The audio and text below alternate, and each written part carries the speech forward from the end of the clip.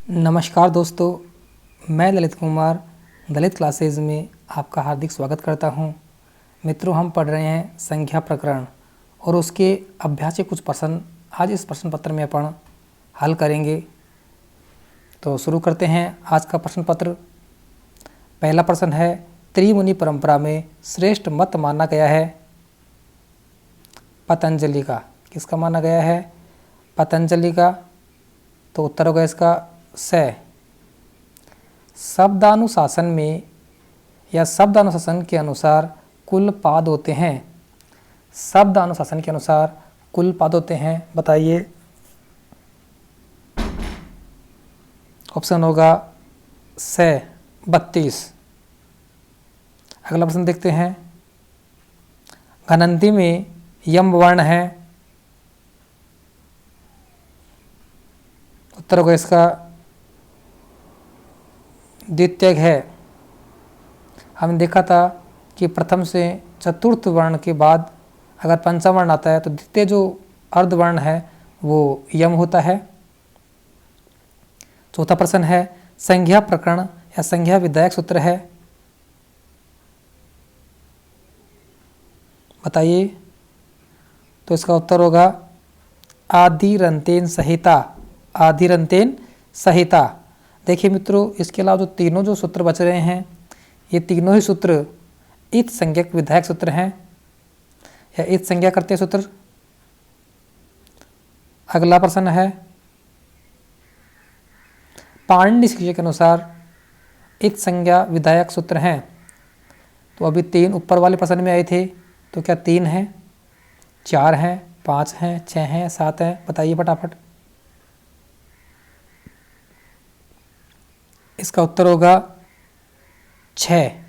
कितना होगा मित्रों? 6 होगा।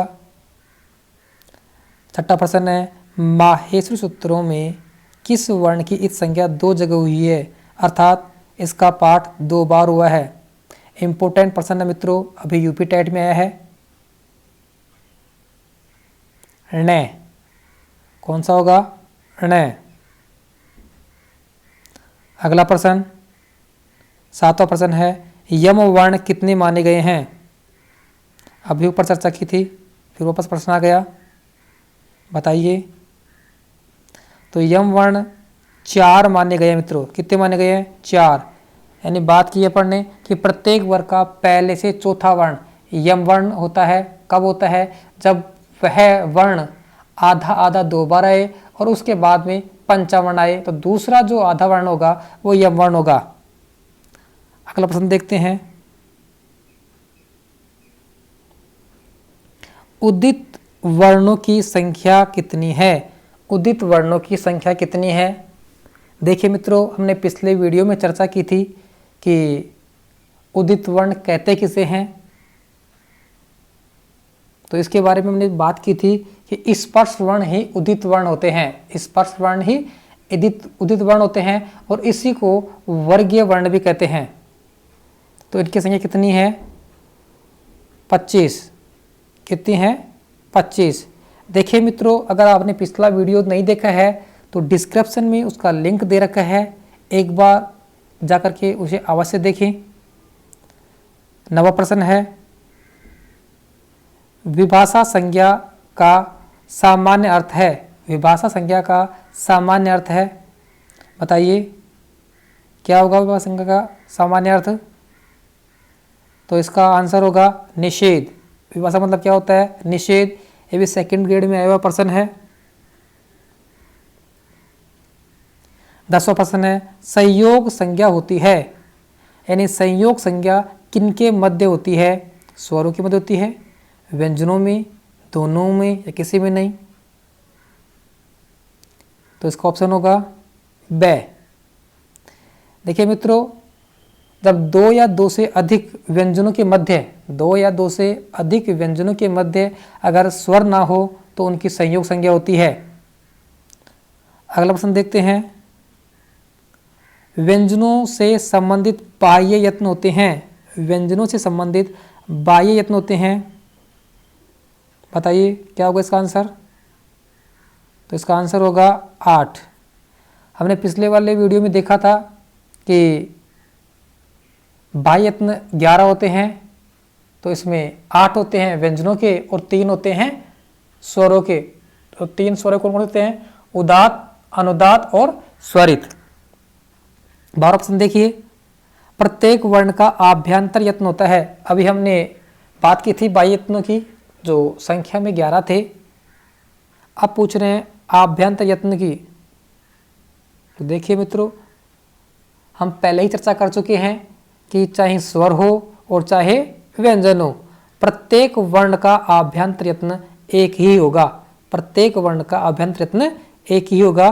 तो इसका आभ्यंतर यत्न क्या होगा? यहाँ पे इसका आभ्यंतर यत्न होगा 1। अगला प्रश्न देखते हैं,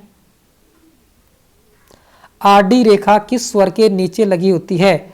आरडी रेखा किस स्वर के नीचे लगी होती है? तो देखिए, इसका आंसर होगा ब, अनुदात। स्वर 3 प्रकार के होते हैं, उदात्त, अनुदात्त और स्वरित। तो उदात्त का कोई चिन्ह नहीं होता, अनुदात्त के नीचे आडी रेखा होती है और स्वरित के खड़ी पाई का प्रयोग होता है इसके ऊपर। समझ में आएगा प्रश्न? 14वां प्रश्न है, 18 वेद किसके नहीं होते? यानी किस वर्ण के 18 वेद नहीं होते? तो ये भी हमने पिछले वीडियो में चर्चा की थी कि 4 वर्ण है, ए, ई, उ और री। ए, ई, उ और री, ये 4 वर्ण ऐसे होते हैं जिनके 18 वेद होते हैं। कितने कितने वेद होते हैं? 18। बाकी 12 वेद होते हैं। तो 12 किसके होते हैं?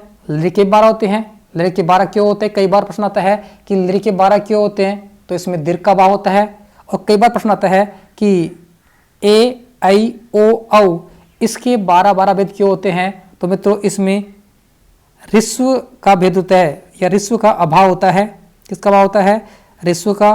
तो इसका आंसर होगा ए, यानी ए, ई, उ इसके 18 भेद होंगे और ए के होंगे 12, इसलिए इसके ये उत्तर होगा। विवार, श्वास, अघोष व महाप्राण, बताइए इसका आंसर कौन सा होगा? तो इसका आंसर होगा घ। वेरी वेरी इंपॉर्टेंट प्रश्न है, देखते हैं इसको ये कैसे है। देखिए, हमने 3 के जोड़े बनाए थे और ये पहला जोड़ा था, उसमें बताया था पढ़ने, खरो विवारा श्वासा अघोषा। सूत्र था खरो विवारा श्वासा अघोषा। तो खर प्रत्याहार में क्या किस में आता है? विवार में, श्वास में और अघोष में। और खर प्रत्याहार में कौन से बनाते थे? किसी वर्ग का पहला और दूसरा। तो ये क वर्ग का दूसरा वर्ण है, यानी विवार, श्वास और अघोष में आता है। अभी महाप्राण है या नहीं है, तो इसको देखिए। तो महाप्राण में क्या देखा था कि किसी भी वर्ग का दूसरा और चौथा वर्ण क्या होता है? महाप्राण होता है। तो ये कौन सा है? दूसरा वर्ण। इसके मतलब ये इसका सही आंसर होगा। ये क्या होगा? इसका सही आंसर होगा।